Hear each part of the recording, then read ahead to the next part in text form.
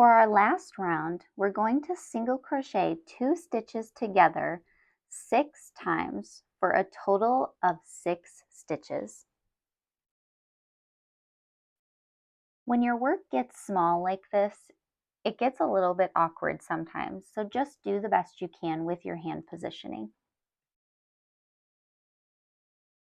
As long as you're keeping track of how many stitches you've done, you can go ahead and take your stitch marker out. It can get in the way, and we're not going to be using it anymore.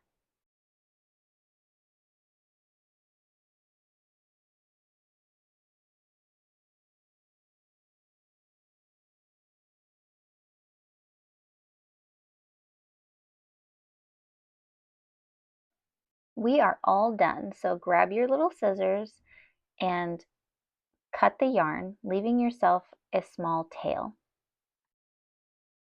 In order to tie off, you're going to regrip the yarn and make 1 chain by yarning over and pulling through, and then pull the yarn all the way out and tighten. We'll finish closing up our chick after we have the eyes and the beak on.